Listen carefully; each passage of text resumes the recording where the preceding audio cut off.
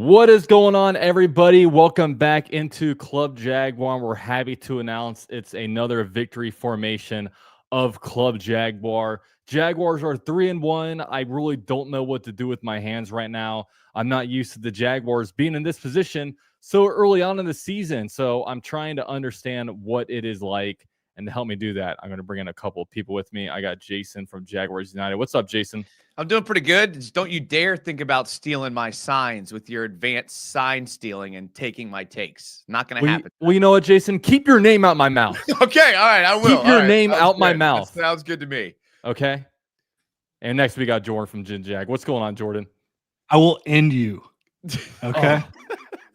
I will. Is that how we're going to start this show? I knew you and Jason hate each other. But how you feeling, Jordan? Fired up. Jags are 3-1. Haven't been 3-1 since 2018. Beyond the 3-1 record, there are so many reasons to be excited about the direction of this organization.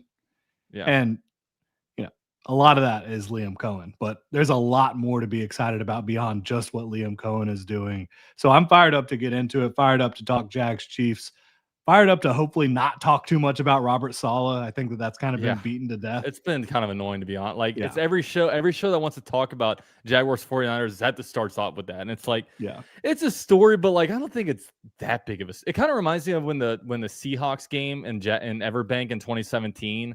It was like, instead of talking about that awesome game, you had to talk about the guy that got kicked out and then the fans or whatever. It's like, this is like such a side story from what really went on, where the Jaguars at 2-1 went to San Francisco and beat a 3-0 team for two teams that, could very well be in the playoffs. I know 49ers are hurt right now. I mean, we didn't beat them at full strength, but that's a tough game going all the way out there. And a history with the Jaguars, both against the 49ers and in California, and just everything that the Jaguars did. I mean, it was awesome. So, I mean, Jason, and the Jaguars weren't at full strength. Yeah, we weren't either. So that needs to be, that's under discussed. Everyone's like, oh, the 49ers, they were hurt. Well, they were 3-0. They were beating everybody that they played. And the Jaguars arguably were just as injured as they were very quickly into that game. And the hard thing about this is, like, everybody that we beat, it's like, oh, they got 3 turnovers. They were beating themselves. They were turning the ball over. It's like, no, the Jaguars get turnovers every game because we're out there punching balls out. We're getting physical. Like, we're dialing up the right pressures and forcing the bad throw. Punching balls, bro. Listen, like, you could, like, whatever. You put Liam Cohen and Saleh in a cage match. Who knows who wins? You never know. But you put Robert Saleh on defense and Liam Cohen on offense, calling the plays. Who came out on top? That's Liam Cohen. So all of that narrative about back and forth, it was proven on Sunday, and the Jags came out on top. All 3 of us called a Jaguars win. We all 3 were correct. Let's go.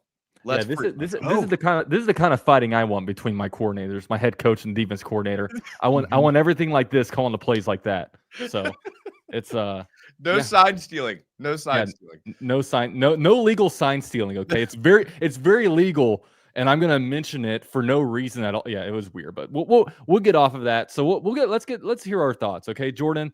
Of course, the Jaguars beat the 49ers. I think it was 26-21. The final score wound up being. We'll love to hear your thoughts on this game. Yeah, I think everybody just wants to talk about, oh, the turnovers are unsustainable. They've forced 4 turnovers in this game. They forced 3 turnovers in every other game. Are they going to average 3.25 turnovers per game the rest of the year? I mean, probably not. But can they be a team that averages over 2 turnovers per game forced? I think so, because they're punching the ball out every time they get to the ball. Like, I cannot tell you how long I have watched the Jacksonville Jaguars and wondered why they are not a team that, when the defenders get to the ball, they're trying to punch the ball out. It is so refreshing to see that. You also have, guys in coverage that are communicating at a high level, playing a lot of zone coverage, and zone coverage is when you get more interceptions, right? You're getting less interceptions in man coverage, generally speaking, because your eye is not on the football, right? You might be able to potentially negate a throw better in man coverage, but you're going to get more opportunities in zone coverage. And they're playing a ton of diverse coverages. They're among the league leaders in cover 6, but they're also running a lot of cover 3. They're running some cover 1 in man. They're also running some quarters. They have one of the most diverse coverage packages in the NFL right now, week to week. And then they're also very confusing up front. All those turnovers, I believe, were forced after Trayvon Walker got injured, by the way. So it's not like Trayvon, they can't do it with no Trayvon. So I just think that, are they going to force 3.25 turnovers per game? No, but can they still be the league leaders in turnovers at the end of the season? I absolutely think they can. Yeah. Well, I think what's big is that they're like running. I mean, obviously, all the defensive turnovers is huge. It's the biggest narrative of the whole team, but they're running the ball. And now that we've been through 4 games and I've watched the film on all the games, I think I've finally cracked the code on why this offense is successful and why they're running the ball. Couldn't figure it out for a while, but I think I cracked the code. It's because Liam Cohen forces the defense to cover every yard and inch of the field. You see the pre-snap motion. We saw the reverse play to Brian Thomas Jr. You saw the fake block by Hunter Long and then released to the sideline. Like, the defense has to account for every single blade of grass on the field. We never saw that in the past. And when you see that, that opens up the run, opens up the short game. It will open up the deep game when we start to get there.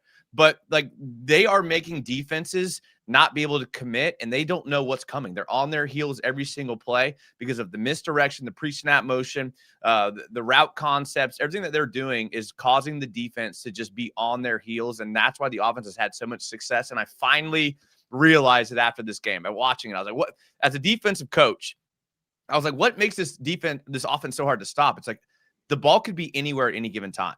And I think that's just massive. It's what makes this McVay tree so successful, is that you have to defend every blade of grass on the field. Yeah, and like, you're in hell mentally. Yeah, I mean, how many times do we do just running back handoffs up the middle, but a guy's going in motion at the same time across the field? And they also give it to them on motions every now and then, so it's not like they're running a bunch of motions and they never get the ball, right? I mean, the offense keeps them guessing, and you have that. You have an offensive line that's pushing people backwards. You have Travis Etienne, where, like, dude, I didn't know Travis Etienne could do this anymore. I know he's been like injured, but like, was he injured the entire 2023 and 2024 seasons? Like, it's been incredible to see him play. Offense. Yeah, and he played well in 2023 at times. Like, I think that people forget that he ran for a lot of yards in 2023 behind a bad offensive line and a bad offense. Yeah, and that was the name of the game when it comes to the Jaguars getting better. It's like the coaching was just so bad. So just getting a better coaching staff is going to elevate you so much. And I think the perfect example is the defense. I mean, you have some of the same players, and it's not like. And one thing I love that Tony Boselli said when it comes to this free agency, because of course we were all putting out our wish list of this top guy. They didn't go out and spend a bunch of money. They just got a bunch of football players, but the football players that they got, Tony Boselli said that they just brought in a bunch of guys who really, really love football. And that's been what the Jaguars have. I mean, Dennis Gardeck has been, he was an afterthought when the Jaguars signed him, but he's been a big piece out there playing.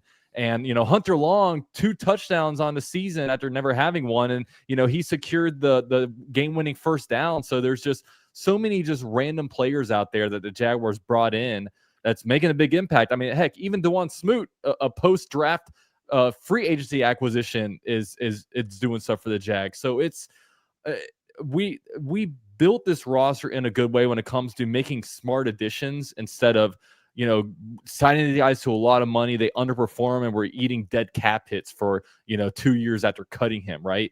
So it really is awesome to see. I mean, just Liam Cohen, Anthony Campanella. You can't say enough about really just the coaching job that's being done here right now. I mean, I think the sign of it. Sorry to cut you off, Jordan. You're good, bro. Yeah. The sign of a good coaching staff is, can you take the existing players and elevate their game, and then take the players that you brought in and make them stars? And that's exactly what this coaching staff has done. Everyone on the roster has been elevated. It's a quintessential sign of a good front office and a good coaching staff, and that's why the Jags are 3-1. Yeah, and it's not just the X's and O's. A lot of people just kind of talked about Liam Cohen as an X's and O's genius coming in, which I think he is. But those guys want to run through a brick wall for their head coach. They want to do it for all their position coaches. They want to do it for Anthony Campanile. Like, these coaches are inspiring confidence. They're inspiring trust. And they're also really good at teaching technique and fundamentals and X's and O's. And I mean, when you have all that, I think that just is a great coaching staff. And I'm not scared to say that right now. I think it is a great coaching staff.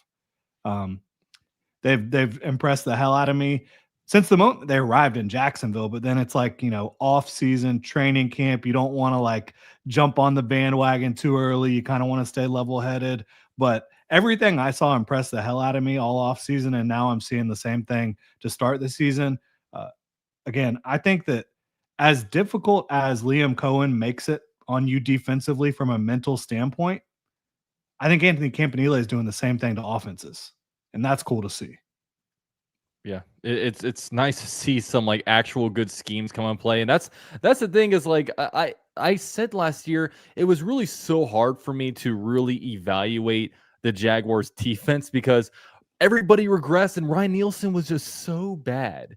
It was just some of the worst defensive coordinating I've ever seen. So we went into the season saying like, okay, the Jaguars defense is going to be off. Like, not many people, I mean, I guess speaking for myself, I didn't really give the Jaguars defense a chance. I'm sitting here like, okay, we may not win some games at first because it's going to take our offense to get some time going. And then hopefully we can make kind of a late season run and start winning some of these easy games. And the offense is probably true in that sense. The offense still hasn't fully caught on, especially in the passing game.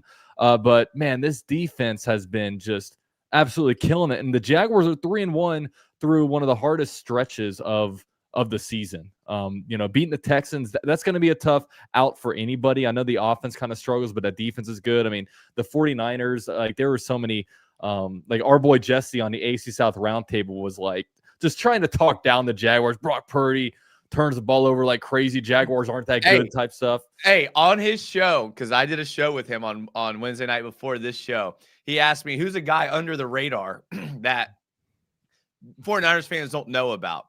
First name I said is I'd look out for this guy, Parker Washington. People aren't talking about him. He's a pretty good player. And what does he do? Freaking houses one. And I was like, told you, Jesse.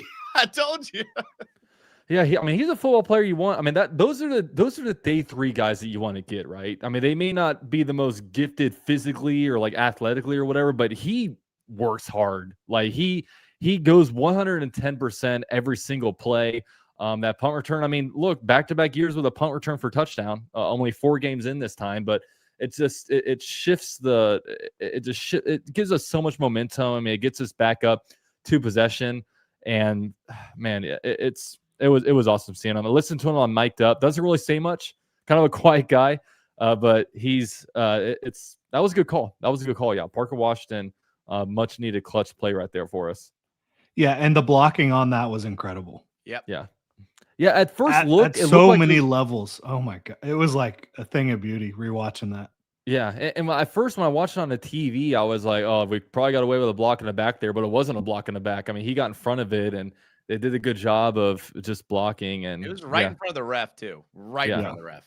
Yeah, it was. So that was really nice. And so one thing, so we're going to, of course, I think this show's kind of an awkward time because it's like Wednesday, right? So, Monday, you're really enjoying the victory. Tuesday, you're kind of doing it as well. But once we get to Wednesday, we're really trying to figure out like how to get better, right? We want to know, like, focus on some things that the Jaguars maybe aren't doing well. And this is one thing that's kind of catch me by surprise because I know how to handle the Jaguars and stuff when we're 0-4 or 1-3. Like I know how to kind of push forward, but we're not 3-1 very often. And I always just pictured myself like, oh my gosh, all these 3-1 teams, they must just feel so good. They must have no flaws. They're such good teams, but it's not really like that. Like right now I'm thinking about all the different things that the Jaguars like need to be doing better. And there's a whole lot. And that's the thing. Like the Jaguars offense hasn't clicked yet, especially when it comes to just the passing game and even just aligning, right? Just getting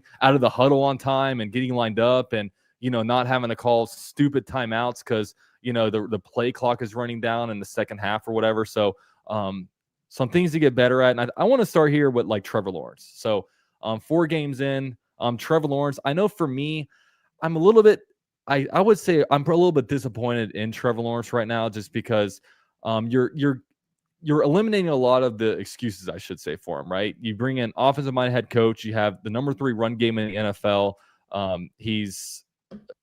We have an offensive line that's only allowed 3 sacks, and sacks are also a quarterback thing as well. But I get a little bit disappointed that maybe sometimes the ball placement, or just the fact that he hasn't been able to put together like 4 straight quarters of good football, and that he hasn't just lit it up one game. And maybe that's asking too much, but I do want to see Trevor Lawrence be potentially a little bit better. I'll go around a panel. Jason, how are you feeling about Trevor Lawrence so far?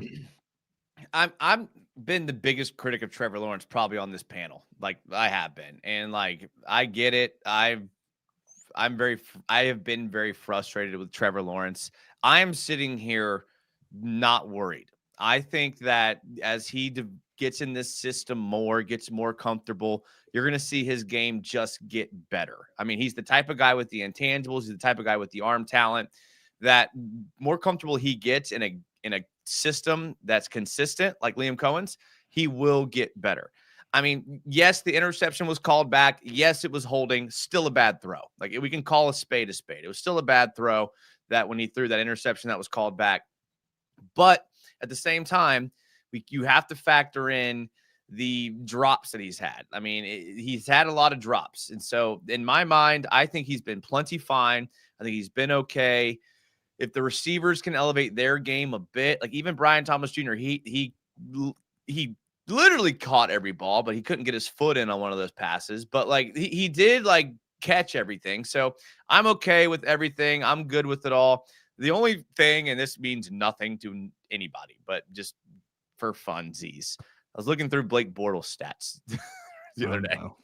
This dude had games with like 400 yards passing, 350 yards passing, 375 yards passing. Like, why doesn't Trevor get those? Like, why doesn't Trevor have those games? And like Blake Bortles, the guy that we all clown on tongue in cheek, has these 400-yard games. I'm just having trouble figuring out why Bortles does it and then Trevor can't. I don't know. In my opinion, and all love to the boat, right? Best of all time. Bortles. A lot of that was garbage time. A lot of that was because you're chasing, right? That's my opinion. Trevor's and then been in those situations though. It's not like and in the like past he's put ahead. up a lot bigger numbers than he is right now. I mean, and crappy circumstances for sure. I think that the pieces are in place for this passing offense to end up being much better than it is right now. Would I say I've been disappointed in Trevor Lawrence? A little bit.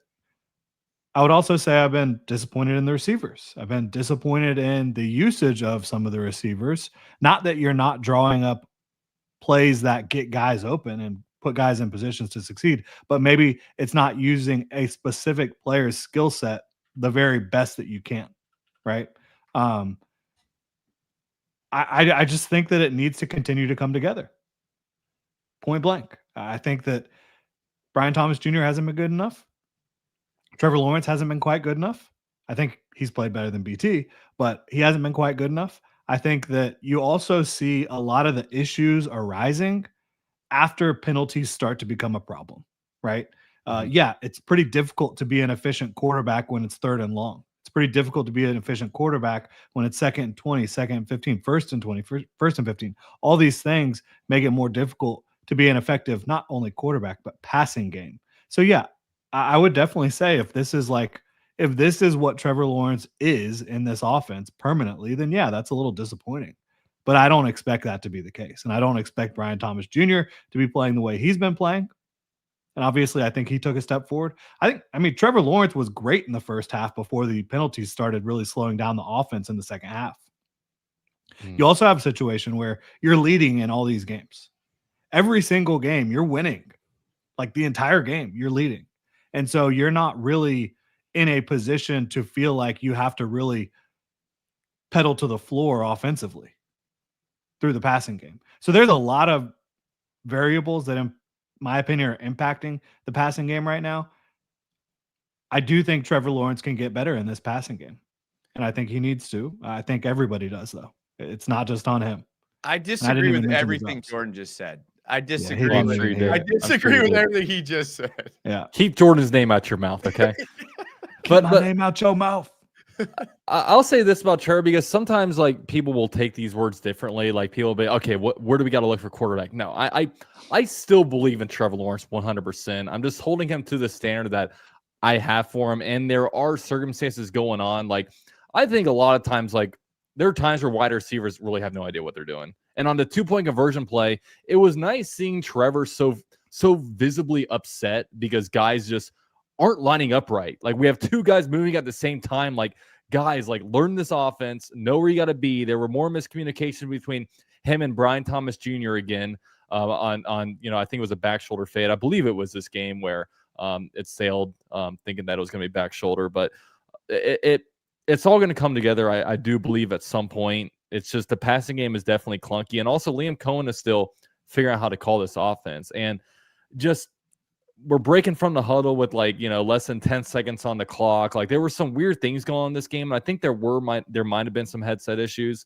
which I don't understand in the NFL how this kind of stuff can go on, but is what it is. But I think this next upcoming game for Trevor is going to be big for him, because I truly believe that the Chiefs are going to do the same as I think as the Texans. They're going to take away the pass game, or they're going to take away the run game. They're going to take away, the short pass game, and they're going to make Trevor throw it on him. And, if Trevor Lawrence has a good game, we probably win. If Trevor Lawrence has a bad game, we probably lose. That's just my opinion. As long as, of course, the defense keep forcing 3+ turnovers, you really never know. But at the end of the day, I think there's one thing I can say about Trevor Lawrence and the offense. When they get the ball at the end of the game, they're making stuff happen. Of course, the Carolina Panthers game was a blowout, but against the Bengals, 4th and 5 or whatever it was, we had the first down. Brian Thomas Jr. dropped it. Against the Texans, we drove down and got a touchdown the last possession. Against the 49ers, we needed at least a first down, and we got it. So we've been able to, I guess, do stuff when it actually mattered. And I think that's kind of important to note, because I don't think enough people are sitting here everyone's saying the defense won it. Well, the Jaguars are actually doing stuff with the ball their last possessions, right? They're doing what they need to do. So we'll continue to see, but we're 3-1 right now. We're doing just enough, and it's a really good spot to be right now. I have a question for y'all before we move on. Yeah. This is something that we're seeing, and I really want to hear both of y'all's opinion on this, because I'm seeing it in the national media. The national pundits are talking about this. Are you disappointed with the play of Travis Hunter so far? Like, were you not are you expecting him to get better? Because I think we all are, but were you expecting more out of him up to this point? And do you think he's a little behind where you thought he would be? I guess is the question. I'll let Jordan go first on this one. I would definitely say I expected probably more offensive production. I don't say I'm disappointed in him. I think that they could manufacture more touches for him if they wanted to. And I think that would be a successful way to go about your business. But no, I'm not disappointed in the way he's playing. He made one of the best catches I've ever seen across the middle in this game on a big play that led to a touchdown on that drive. 3rd and 15, goes up and gets. How high did he jump? That was insane. Over the middle of the field. I don't think Brian Thomas Jr. is wanting to make that play right now. And then the week before, you had the unbelievable catch and run on the sideline, making people miss. And he's been really good at corner, in my opinion. So I'm not disappointed at all with the way he's playing. I'm not really disappointed about anything. I think that it's easy if you have him in fantasy football or you just want to get clicks to criticize what's happened so far. But the Jaguars are 3-1, and he's been pretty good on both sides, and he's growing. So I don't have any problem with what's happened so far. Yeah, the only thing disappointing me is just having him on my fantasy team. That would be the only thing that's probably disappointing me. But you can see the ability, right? And I still think that, look, Brian Thomas Jr. is running wrong routes. Parker Washington is running wrong routes, and they're only playing one side of the ball, and he's playing two sides. So I still go back to I think missing a lot of that time and training camp is kind of hurting him early on in the season. So I'm not like after 4 games. I mean, it was nice, of course, that the block that he was making went viral. I mean, I guess he's definitely a willing blocker, push that defensive back the way back the way he did. He's a great cornerback, and the offense is going to come. Like there's not the passing game. I mean, the receivers and Trevor Lawrence, they all need to get better, but that's the thing that we're expecting to really improve as the season goes on. But he's an incredible athlete. I mean, he's made the 2 best catches of the year, probably when it comes to the catch on, the third down that you're talking about and the catch and run off the screenplay. So he's making the most out of his receptions. That's for sure.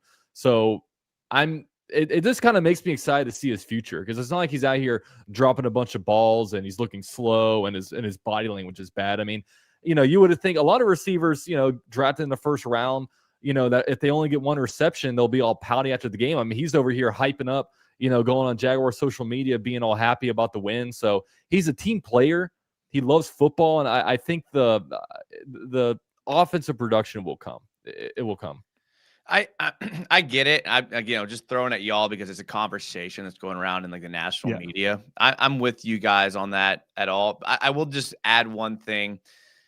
A play that literally did it for me was on the quarterback sneak, where it was like 4th and 1, or maybe it was 3rd and 1, and Trevor got like 4 yards, whatever, on the quarterback sneak. Like there was some guys on top of him, and I watched all 5 offensive linemen kind of look at Trevor, and Travis Hunter was in the slot, bolted over to Trevor, pushed a defender off, and helped him up. And I was like, you know what? This is a rookie who doesn't have a lot of like time with Trevor, and he's already thinking that I got to get, this is my guy. That did a lot for me. I'm with you guys on all that. I get where the national media is like, you traded 2 first rounds for this guy. He's a 2nd overall pick. We want to see more out of him. But 4 games. Good things will come. I do. And he was at Ginger's for Trevor Lawrence's birthday. Hey, Beautiful. Listen. If you don't do your birthday at Ginger's, I don't even know if you're a real Jaguars fan. I'm going to just put that out there right now. I don't know if you're a real Jaguars fan if you don't go to Ginger's for your birthday. Did anyone? I also wanted to say about body language and just effort. Brian Thomas Jr., I don't know if it was the grill. I don't know what it was, but he had so much better body language, much better effort in this game. And he blocked. Both of those guys are blocking. If you get your receivers blocking in this offense, I don't care who you're playing against, you're going to be able to run the ball to an extent, right? And I agree that Chiefs are going to try to take away the run, and they might be able to a little bit better than the 49ers did in this game, but they might not. Like the Jags, they got something going with, Britton Strange, obviously Hunter Long and Johnny Munt can block. Your receivers out there blocking, Liam Cohen dialing it up. I love that. And on the play that Trevor Lawrence threw the interception that got called back, the guy who got Upton Stout to the ground was Brian Thomas Jr. And that was something I criticized him for on the play where against the Bengals, that also got called back. But you have all the Bengals players racing towards a potential Trevor Lawrence fumble, and Brian Thomas Jr. is just watching it. So to me, he really is showing a lot of the signs that I want to see. And also him picking up on the fact that they can't defend the out route. And so you're just spamming it, and that's working. Like Liam Cohen gave him all the credit for that.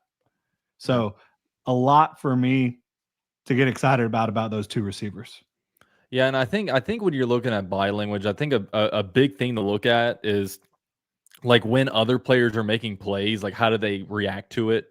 When you get a touchdown, if there's a touchdown pass to like Parker Washington, how does he react to it, right? And I mean, it's all positive. I took that away too, Jordan. I mean, he looked a lot different, and he wasn't mopey and stuff like that. And another positive here is that, I mean, every ball that went to him, he caught it in his hands. I mean, that one on the sidelines, obviously got to drag the toes on that, but it wasn't bouncing off his hands or anything. So definitely some positives there. We're of course waiting for an explosion in the passing game. I mean, I think like what a leading receiver, like trying to think like not leading receiver on the year, but like the biggest receiving game we've had, maybe like a Parker Washington or De'Ami Brown or like a Britton Strange, right? We haven't had the monster 100 plus 2 touchdown game, but we haven't really had the monster Trevor Lawrence game yet, right? So and who needs that when you have the 124-yard ETN game? Exactly. I mean, if you're running the ball, yeah, that's the safest way to win games, right? Yeah, and Trevor did try to give it to us on the, against the Bengals. Like he tried. They were just not catching the ball for him. Yeah. It'll come. It'll come. And that's when we're going to be dangerous. If we all of a sudden have a passing game, I mean, what's stopping us? Like, seriously, like when you look around the AFC, who besides the Bills right now feels really, really good about themselves? The Steelers look better than I thought they would, but Steelers are frauds, bro. They're always frauds. Congratulations, you beat Carson Wentz. They'll get in the playoffs at 10-7 and be bounced in the first round. That's what they do. But seriously, man. I mean, the Chiefs are 2-2. I agree. I mean, they'll probably always feel good about themselves because the regular season is just a formality for them. But they've won 2 straight, and they feel inevitable still. And I'm not saying the Jags can't beat them. I think the Jags can beat them, but they're going to be there. They're going to be there at the end. Yeah, probably. I would agree with you on that. I mean, Chargers on fraud watch just lost to the Giants. And this is maybe a segue, but after the way the Chiefs looked last week, they're going to be there too, man. They're going to 4 touchdowns from Mahomes against the Ravens. I mean, they're going to be the Ravens' defense is horrible right now, so that is one thing to keep in mind. This is going to. I mean, maybe we're. I'll wait. Are we talking about the Chiefs yet? Are we there? We can talk about the Chiefs real quick. I mean, actually, let's go to Sleeper real quick. Let's go to Sleeper. Okay, let's go to Sleeper. The sponsor. Okay, Sleeper is a sponsor of the show, and there's Jordan. I'm gonna fall asleep if this is what I have to watch. There's Jordan. And here we go. Jason, be nice, okay? Be nice. Okay, sorry. We don't want himself. We don't want Jordan to be sit here and say, hey, Jason's bullying me. I'm out of here. Okay. You're gonna call it a Rick Armstead for the anti-bullying campaign. Yeah, we're gonna do that. All right, so what we're gonna do. My guy, shout out to Eric Armstead. Yeah, shout out to Eric. Hey, we can't make fun of Eric Armstead anymore. We can't make fun of Eric Armstead anymore. He made the strip to win the game against his former team. That was good stuff. So I don't think there's some lines. We're gonna do something different here. Let's do the Thursday night game. Because it's Monday night, so we'll get Chris McCaffrey rushing yards. Get dumped on. I think they're just gonna get absolutely dumped on by the Rams. You know what? You know we did. We did the favor for the Rams. The Rams went 3-0 against the AFC South. So we said, you know what? We'll leave you guys with a depleted 49ers team. Mm-hmm. Is what we did for them. And a short week of practice. This is gonna be bad. This is going to be bad for the 49ers. So, by the way, so you guys know, on Sleeper right now, there's a promotion where you don't even have to put any money down right now. They're going to give you your first $20 free if you use promo code UCFJAG. So definitely hit that up if you guys want to kind of get some fun on the action. So Chris McCaffrey rushing yards. I mean, they got a bunch of guys out, man. I mean, Pearsall's going to be out. The other wider, Juwan Jennings, is going to be out. They got a lot of players that are going to be missing. Brock Purdy, of course, is going to be out. So one thing I'm doing, lower on Mac Jones passing yards. He's not going over 2. I'm good with that. 217. I would go lower on C-Mac. C-Mac on the rushing. What is it at? 62.5. I mean, the Rams' run defense is getting the job done. Find a better line is all I'm saying. I'm not saying you're wrong. But I think you can find a better line. Okay, I wouldn't want to do his receiving yards, but his rushing I'd feel okay about. What about Puka destroyed the Colts last weekend, man. Xavier Howard might be washed. Or may not be. He retired. He retired? Yes. Xavier Howard retired this week? Pretty sure. No way. What's I think that was just a troll. I think you're getting it from Adam Schefter. Maybe. I saw something about it. It might have been a troll. Passing yards. Stafford's 233. Yeah, I'll go higher on that. So one thing I'm also gonna do, I'm gonna go higher on Puka. Why not? It's like a multiplier. No, bro, he legit retired. He retired. Dude, that's a hard thing about cornerback is like, dude, once you lose some of your speed, like it's just like, for example, I think the guy that retired Richard Sherman was like Devontae Smith, because it's like, dude, these guys are just young and fast. I can't keep up anymore. You can be a slow receiver because you can just run routes really well and catch everything coming your way. But when you lose your speed at cornerback, it's hard to come back from that. All right, so we got this on one. You for saying I got duped, bro. I thought you got duped. I thought you were coming over here and spreading fake, because it sounds unbelievable. It sounds. Not that I didn't believe you. We do call him Fake News Jordan in our group chat, so it makes sense. Yeah, Fake News Jordan. Other Club Jordan is what we call him. All right, so $5 to win $43. Let's go. So we're gonna do this one. Like I said, guys, promo code UCFJAG gets you a 100% deposit match up to $100. And also, if you guys don't want to throw down any money, you're going to get $20 for free with code UCFJAG. So if you guys are into Club Jaguar, man, they are what pretty much runs this show. So definitely go show the sponsor some support. So now we're going to switch gears over, and we're going to talk about the upcoming game. Monday Night Football, the Jaguars-Chiefs. Jaguars on an 8-game losing streak against the Chiefs. We haven't been good, but we also were on a 5-game losing streak against the 49ers. We're on like an 7 or 8 game losing streak at home against the Texans. We're breaking streaks, guys. All the ugly streaks are going to be gone at the end of the season. So, Jason, we're going to give you the Wait. I got a question for y'all. A question for me or Jordan? Both. I'll let Jordan answer. What were you guys doing in 2009? Graduating high school. I was a freshman in high school. Freshman in high school? I was popping pimples on my face. Baby Dalton. Trying not to get beat up. 2009 was the last time the Jaguars beat the Chiefs. Yeah. Patrick Mahomes has never lost to the Jaguars in his life. Why would he have? I mean, I know they gave him a fight in the divisional round, but Mahomes got hurt and was battling through that. Yeah. Y'all are young. I was a sophomore in college in 2009. Man, you're old. You're old. I'm telling you.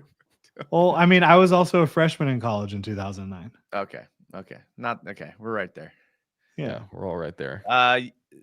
What was the question, Dalton? I'm sorry. You wanted to say something about this upcoming matchup. It's a big one. It was just Jason was saying, last time we beat the Chiefs was 2009. And listen, I'm picking the Jags to win. But let me that's burying the lead. The first thing we talk about with this game is you're going to pick the Jags to win. No, but here's the thing. Like, now look at the Jags schedule. This is like the game I see. Like, if they're going to drop a game, this one, just because of how well Mahomes passed the ball last game, our record on Monday night, I get it. Everything's out the window. It's a new regime. But I mean, I think the Chiefs are still a good team. This is a tough one for me. I was very confident in the 49ers game, more confident than most people. I was confident in the Texans game, more confident than most people. But this Chiefs game one's going to be tough. That's all I'm going to say. It's going to be tough. Yeah, it should be a dogfight for sure. Yeah, I'm excited for it. I'm going to pick the Jags to win too. But I'll be honest with this one though. I really think it's going to come down to Trevor Lawrence. Like, I really believe they're going to do everything to stop the run game, whether they can or not. I mean, they don't have the personnel that the Texans do, but they have twice or 3 times the offense that the Texans do. But for that said, like, Trevor Lawrence, he's going to have to throw the ball downfield a little bit. And I think this might be the game where things finally open up for the pass game. And they got to scheme some stuff up. Travis Hunter hopefully gets involved. Brian Thomas Jr., I think it was good seeing him last game, just like we talked about earlier from a body language standpoint and just catching the ball coming his way kind of standpoint. So I'm gonna pick the Jags to win. And man, if we can somehow, like, imagine going into the bye week 5-2. I mean, the bye week's in like 4 weeks. The Jaguars, these next 3 weeks, it's not going to be easy. The Chiefs, then Seahawks, then the Rams. So it's not an easy. Who scares you the most out of those 3? Like, honestly, the Chiefs. I mean, just from a history standpoint, I think the Rams are probably better, but the Chiefs scare me just because they haunt me. Eight straight losses again. I mean, the 49ers scared me too, but we beat that one. Who scares you the most? Jordan, who scares you the most out of those 3? I mean, none of the teams scare me. I think the Jaguars have. You look pretty scared, Jordan. I don't know about that. Just my scared face? Your mic is shaking. The camera's shaking. No, I mean, the Jags should be 6-1. 5-2. Could you imagine? If they're 5-2, who do you see the loss to? I could see them losing to any of the teams, honestly. So part of me, I think they're going to beat the Seahawks. It's in Jacksonville. They got to travel to the. That's the easiest one, I think. Yeah. Defense does travel, but Jack got a hell of a defense too. And know what traveled to Jacksonville last year? Sam Darnold. You know what happened? A pathetic Jaguars defense. I mean, that was like the worst quarterback performance I've ever seen. That was awful. And when he played with the Jets too in Jacksonville, I think it was in 2018, he was awful that game too. Yeah, I know it's a different situation, but it's like he was in a damn good situation last year. Yeah, he tried. Their offensive line wasn't great, but Cam Robinson was getting abused by Josh Hines Allen all day. But he had friggin' Justin Jefferson and Jordan Addison and all them guys. So look, that's the one I'm least worried about. I'll say that. And even then, I could still see the Jaguars losing that game. The Seahawks are a pretty good team. Yeah. I that's the one I'm least worried about too. But who are you between the Chiefs and Rams though? Who are you more worried about? I mean, I'm going to pick them to win both games. So I don't know. It's a crazy. Jordan. I mean, that wasn't the question, Jordan. The question was who are you more worried about? The Chiefs. I agree. Yeah, I would agree. And one thing, like I want to keep talking about the Chiefs. One thing about the Rams, that's an insane time differential going from California to London. Like I can't imagine like the body clocks on that one. Hopefully they travel the day before, like the Bills did. You think they fly west or you think they fly east? I think they fly over the North Pole. Santa? Yeah, I think I don't know. I don't know what the fastest route is. And then find their way there at some point. Yeah. Okay, I have a question for y'all. Off topic. Let's hear it. Chiefs, Rams, or Colts? Who scares you more? Chiefs, Rams, then Colts in that order. I'm not afraid of the Colts. We own the Colts. Trevor's like 5-2 against the Colts. And the 49ers owned us, and the Chiefs own us, and we're going to pick them against them too. Yeah, but we're built differently. We're built differently. No, look, as I mentioned, with the Colts, same conversation. I think the Jaguars should beat them, but I could see any of those teams beating the Jaguars in a given week. Yeah. Look, let's talk about Jags and Chiefs, okay? The Chiefs beat the crap out of the Ravens last week. Hella impressive.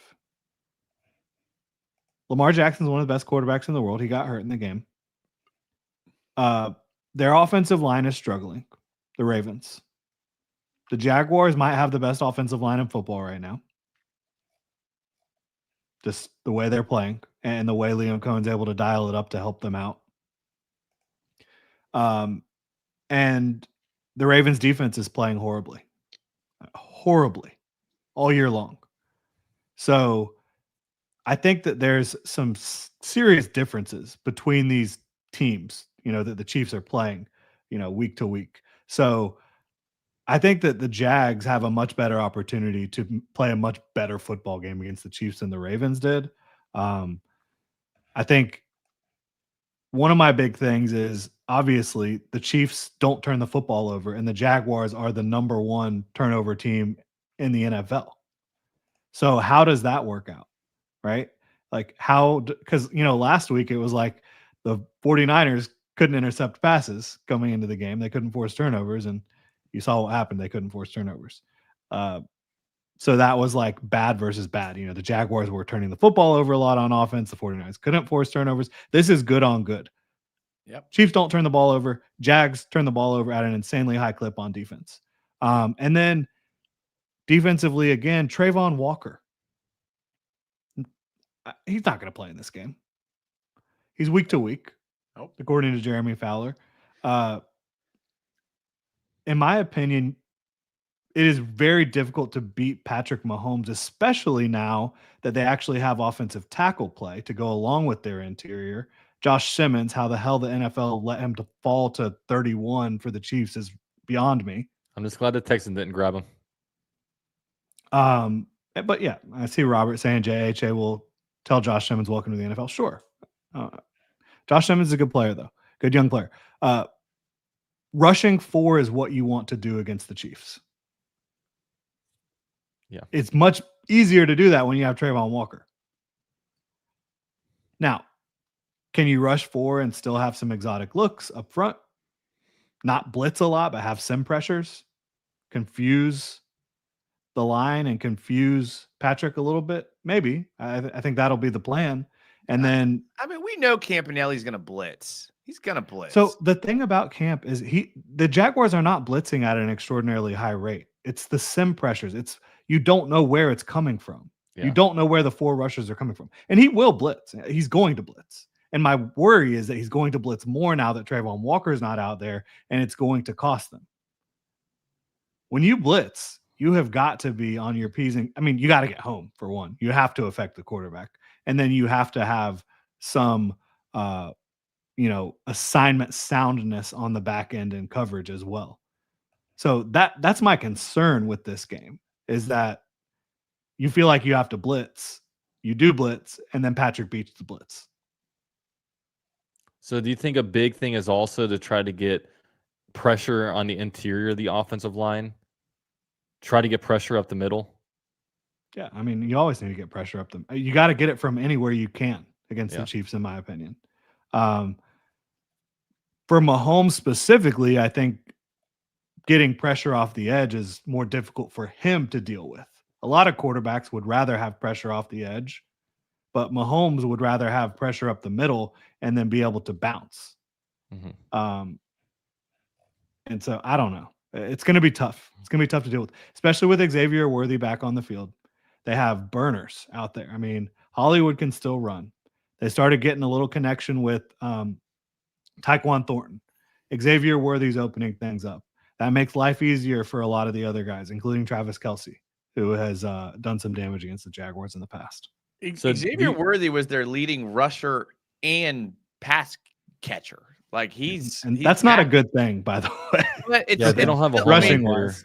I get you, but it's still a massive thing. And DJ Catapult in the chat, I think, kind of said what I'm thinking is like, I don't know if we can get away with the massive amounts of penalties and win this game. We can't have Cam Little missing kicks and win this game. In my opinion, Harrison Butker, by the way, is missing kicks as well. So that's another crazy thing to watch. Just the kickers. Yeah. Can we also talk about Cam Little? Is this worrying you guys? Yes. Like two weeks in a row with crucial misses. That like everyone's kind of excusing it and like acting like I'm crazy for being concerned, but that kick against the Texans, what's it called? That was that would have put us up 10. And then late and early in the game, they didn't even want to kick that same ball. And I know it was windy, but like I don't think the wind affected that last kick. I mean, I've always equated kickers to golfers. I'm a huge golf fan, and when you're on, you're on, and when you're off, you're off. It's like the exact same mechanics. To me, it's the exact same mental game. It's the same headspace. And I am worried. Now, I've seen golfers have a couple bad rounds and then bring it back, which is what I'm hoping with Cam Little, but I've seen golfers also spiral. So for that reason, I'm worried. And we hyped him up to be this perfect kicker that can hit from 70 that we didn't have to worry about. And here we are worrying about him hitting a 40-yarder. So it does worry me a bit, but we're going to have to play a perfect game. In addition to playing a perfect game, I think we're going to have to control the clock with the run game. If we got to keep Mahomes off the field, which I think the Jags can do. So I think we can do all these things, which is why I'll pick the Jags. But those things will have to happen, in my opinion, for the Jaguars to win. Yeah, and I'm not as worried about Cam right now. The kick, I still blame coaching for the Texans kick. I really do. We're also icing our own kickers. We're icing our own kickers. I think he got iced on the 49ers one too, right? I can't remember, but because I think the rest were taking a while to like do stuff out there on the field, and it was like I don't know. The rest had too much screen time last game. There were some times where it's like, all right, just call the penalty. It was a little bit. There was ridiculous. bad calls, and I did not like that officiating crew. But I think if there's one more game where he's missing a kick inside of 50, then I'll start to be concerned. But right now, I'm not concerned yet. Yeah, it's just I think they're coming at because he had 2 missed kicks last year. Now he has 2 missed kicks through 4 games. So well, and let's be honest, he's not going to go every year of his career only missing 2 kicks a year. I mean, that's just not realistic. And also the thing is, like, he, sometimes, okay, you make them when we're up, 13 to what, like, you make them at different times, but like, please don't miss them in the fourth quarter. Like, we would have put the game away against the Texans if he made that kick, because they're not scoring twice. And then they gave them an opportunity where CJ Stroud was at our 35-yard line or whatever, to potentially score a touchdown. This last one, it would have put us up 8. So they would have had to not only get a touchdown, but also get the 2-point conversion, which get that 2-point conversion might be just as hard as getting a touchdown. So it made me go back to both games after he missed them. I'm like, we're done, we're cooked. The Jaguars don't win these. I did not believe that when San Francisco got the ball, they're at the 50-yard line, that we would win that game. But the defense, they're coming up clutch. That's for damn sure. The old Jaguars don't win those games. But I'm still used to the old Jaguars, okay? This is years and years and years of this crap football burned into me, where I expect the worst, and somehow we're making big plays defensively. Like, where'd this come from? It's not somehow. I mean, it's by design. It is the teaching points of hunting up the football, punching the ball out. The diverse coverages that Anthony Campanile runs confuse the heck out of quarterbacks and offenses and coaches. So does the defensive fronts, where he's moving everybody around. You don't know where it's coming from. And they're executing at a high level because they brought in smart players that can communicate and understand the assignments. So that's the deal, in my opinion. I see what you're saying, Jordan. I see what you're saying. But, like, to sit here and say that you knew Anthony Campanile was going to bring out of Devin Lloyd the ability to play the run on play action, go to the flat, and then zone drop perfectly and make an interception, that's something we've never seen out of Devin Lloyd. So, well, you did see it in college, and you saw it during his rookie season as well, early on. Right. It went away. 2009, we were all in college, and Dalton was 5 years old. Yeah, I mean, that happened a long time ago, but it's been a long time since we've seen that. So I don't know if we can – I don't think anyone saw Campanile's defense doing what they're doing at all. I didn't know what to expect because I've never seen him coach a down in my life in the NFL. And also, I heard so many good things about him, but I just, once again, old Jaguars. After Ryan Nielsen, I was not going to get hyped up by any defense coordinator, especially a brand new one that's never been a defense coordinator anymore. I was going to let them prove it to me. And so far, I'm worried we're only going to have the guy for 1 year. Right. That's where I'm at right now. Right. Yeah. So that'll be interesting if that's a situation that arises. That'll be very I think we have him for at least 1 more year. Yeah, if he was an offensive guy, it'd be different because everyone wants to get the next offensive guy, but defensive, like, you got to show it a couple times. Yeah, you got to show it a couple times, but just his energy, everyone wants the offensive guy, unless you're the Jets, you're just going to hire just a bunch of defensive guys, but that's a different situation. I was wrong. I was wrong about that one. I wanted Aaron Glenn, and I am so glad we got Liam Cohen. So yeah. Got to get to some super chats. There's not a coach I would rather have right now that was hired this cycle easily. I agree. So get to a couple super chats here. Shout out to Big Jackson. He says, "Can we talk about how the media still railroads us?" Yeah, it is what it. I mean, the good thing, I try not to let it bother me because this isn't the college football playoff committee. You win games, you get into the playoffs. You know what I mean? It's not like some committee can stop us from going as far as we want. We just gotta. Is what it is. I mean, if you beat the Chiefs, I think after you beat the Chiefs, then it's going to be a lot different. If you do care about that, I don't care about it as much. I'm not a huge fan of the things where it's like, all right, we got to talk about Jaguars 49ers. How about this Saleh, Cohen, Steinteeling stuff? It's like, this is so, like, honestly irrelevant, but whatever. It's different. So that's why I want to talk about it.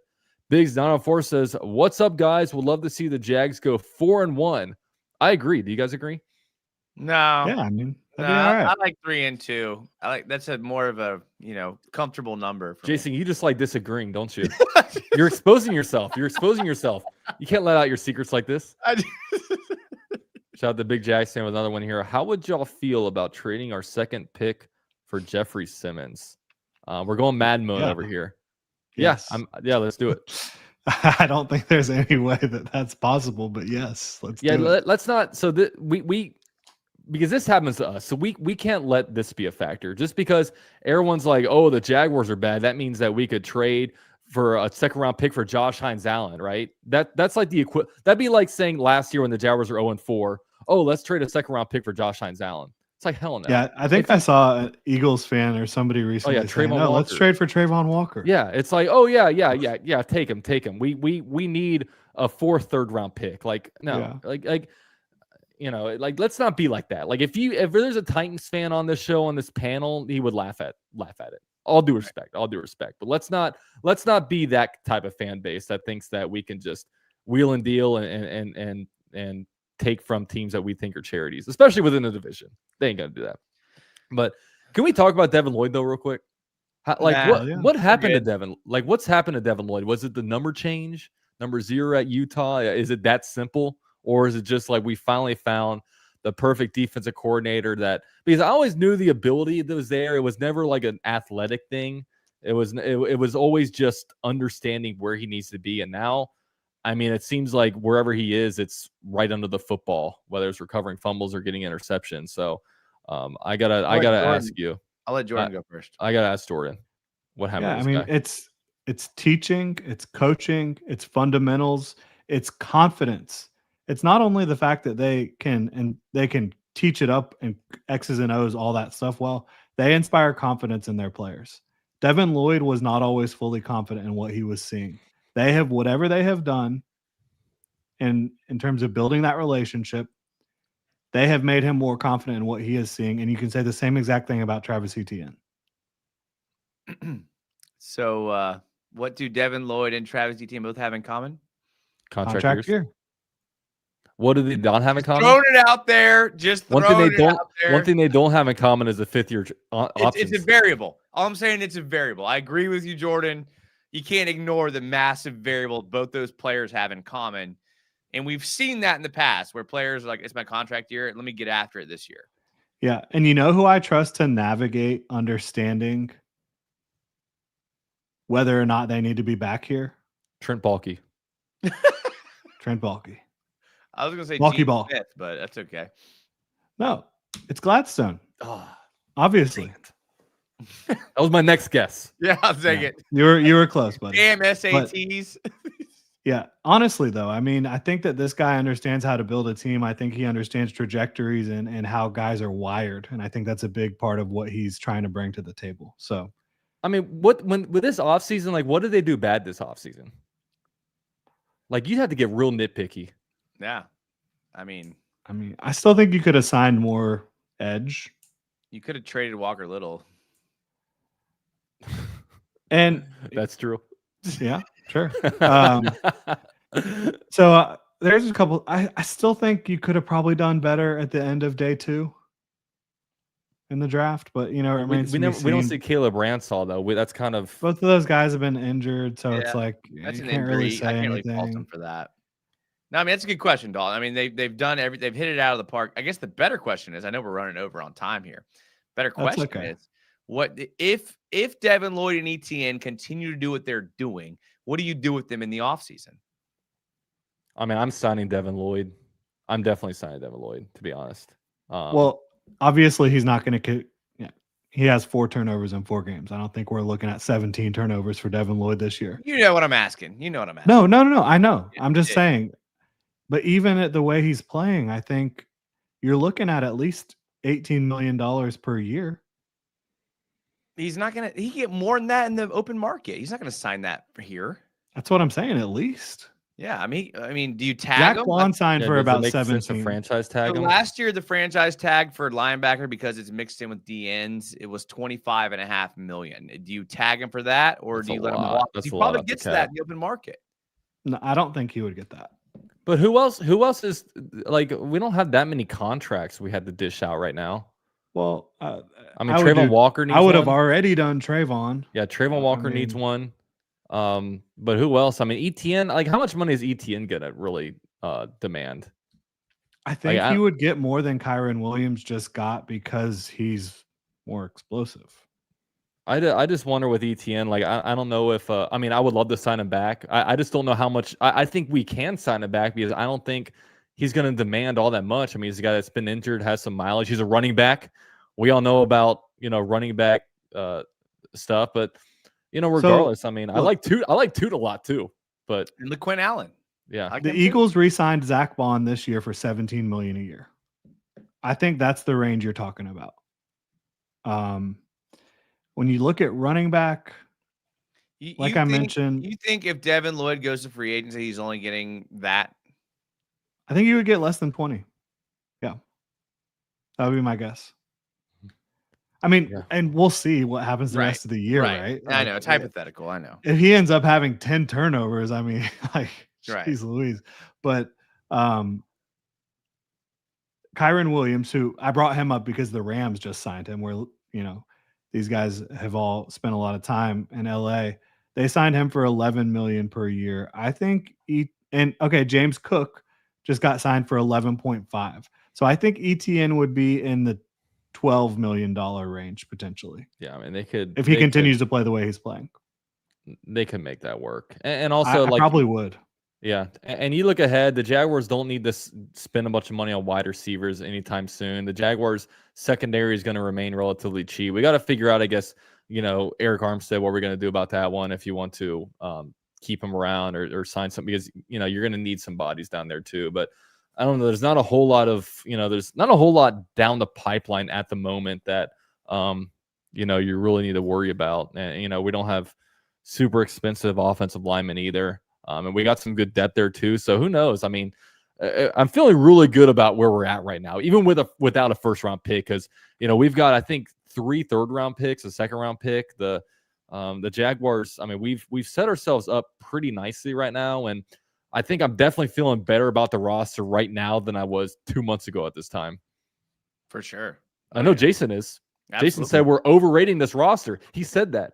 Listen, in the group chat, he was calling me an idiot. I know it's hard to believe, but sometimes I can be wrong. Not often, but sometimes. Oh, I've been wrong. Speaking of wrong, I was wrong about ETN. I was like, Tank Beasley's better. I look like an idiot. And people in the chat were telling me that too. So I'm going to own it, okay? I'm wrong all the time.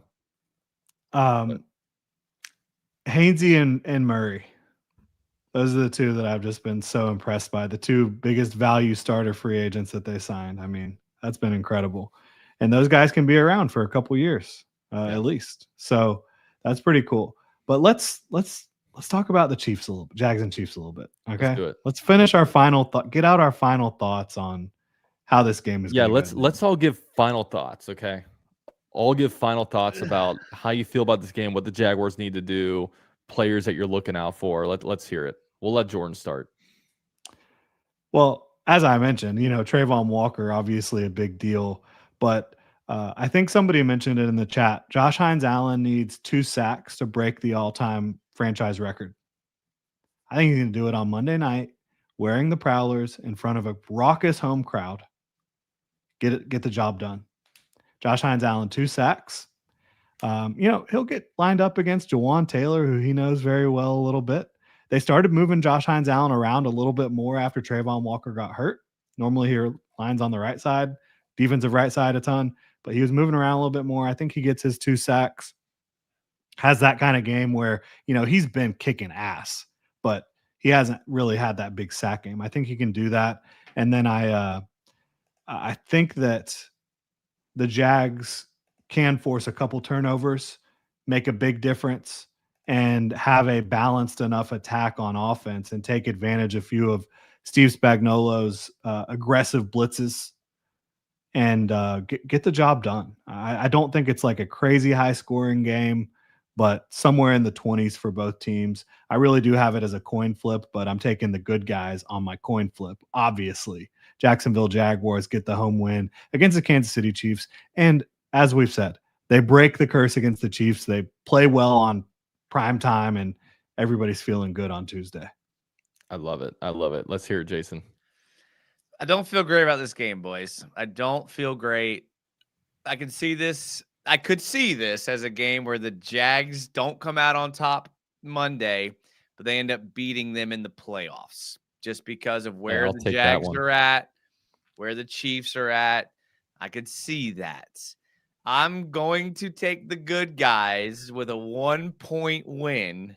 Ooh. Like a 19-20 win. Somehow it's something weird and random like that. But I'm not gonna lie, I'm a little worried about this one. This is one that when you look at how the Jags are playing and how the Chiefs are playing, and you look at the schedule, this is a game where, like I said, if the Jags end up not coming out winning this game, I don't think it's the end of the world. I think we could still go on a run with the rest of the schedule and end up beating if we played them a second time later in the year, I think we beat them. I am worried about this one, but I'm going to take the Jags by 1. But I'm a little more scared than a coin flip on this one. I'm just going to say.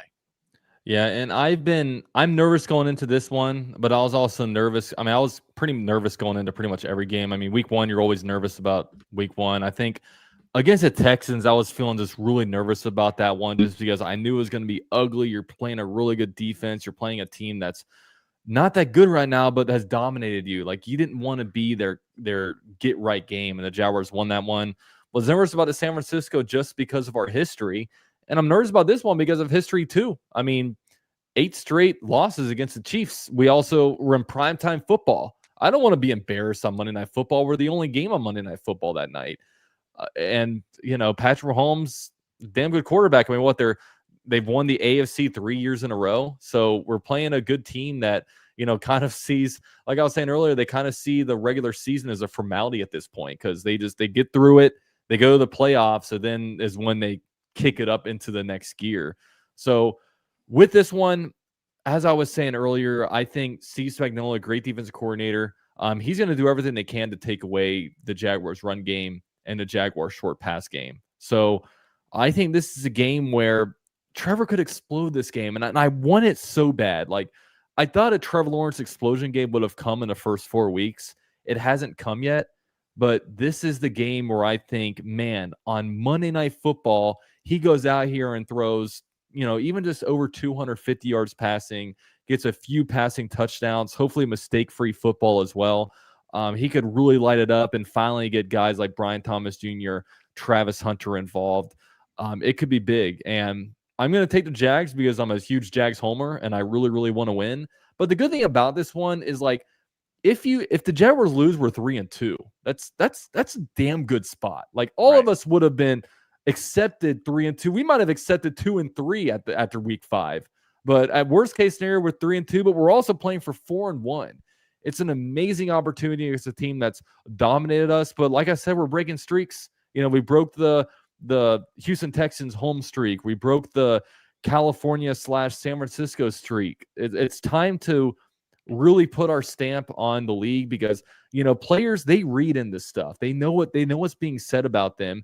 They know that people aren't really taking them seriously yet. What better time than this Monday Night Football to really show the NFL we're not these same old Jaguars. We're here. We're going to be a pain in the ass for every team we play this year, and we're going to come out here and get the W. So I've got the Jaguars winning, of course. I'll say the Jaguars win by like 3, however way that comes. Hopefully we can force some turnovers, but I'm really, really wanting and hoping for a big Trevor Lawrence game because I think that would just be huge for everything. It gets the passing game going, gets the fan base's confidence back up. It puts the NFL on notice that Trevor Lawrence can do this, and it would just be extremely exciting. So those are my predictions. So I love it. Beautiful. We're all on the same page, I think. Heck yeah. And with that said, I think that just about closes out this show. Shout out to Cast for the $2 donation. Didn't say anything, but they're just going over here and showing us some love. But we appreciate it, guys. Hey, this show is a lot of fun to do when we're winning games, right? Last year we were 0-4 at this time. What a miraculous turnaround from just an amazing coaching staff and front office with GM James Gladstone and EVP Tony Baselli. Got to ask you guys, Jordan, what you got coming up for content in the near future? I don't know. It's going to be a lot of good stuff. Doing my best. It's just such a weird week, with like Thursday is technically Wednesday because of Monday Night Football. So everything gets moved back a little bit. But, we'll have our bold predictions. We'll have our matchups to watch, all the good stuff, game preview. It's going to be a really fun weekend leading up to Monday Night Football. Should be a fun Sunday. You know, you can just pay attention to your fantasy team and all your other crap you have going on instead of the Jags. And then Monday is going to be like the longest Monday of all time, waiting for that football game. It will. I'm not gonna lie. I do love my Sunday at 1 o'clock games, but a primetime game every now and then. I don't know if I could be a Cowboys fan having just primetime games after primetime games, but you know, we deserve this one for sure. Jason, you had an awesome film review last night. Tell us about it, man. Yeah, I mean, it's film breakdown Tuesday nights. I actually think my work schedule is kind of crazy tomorrow and Friday. So there's a 92% chance that I just go live after this show. So wow. Yeah. So if you guys want to continue the conversation, give me a piss break, and then we'll be back on reading comments and all of that, I think. Can we raid Jaguars United somehow? Is that possible? Dude, that'd be great. I wish he was. I mean, guys, by the way, both Jordan and Jason links are down below. So definitely go subscribe to them. Jason's going to be live right after this. Okay. So if you guys are itching for Jags content at 9:45 p.m., or maybe more like 9:50 p.m. On a Wednesday night after Club Jaguar, look, the club's over, but there's an after party. The okay? after party, it's baby. on Jason's channel. It's on Jason's channel. Okay. You got to be 17 and up to get in. That's the rule. 17 and up. So everyone's getting kicked out of here. Everyone's getting kicked out of here, but the cool kids are going to Jason's channel. Okay. The real party's over there. But shout out to everybody in here. Thanks, guys, for joining. Like I said, man, subscribe to these two guys. Also, if you guys can, drop a like, whether you're watching this live or the after as well. Drop a like for me. And with all that said, go Jags. Go Jags.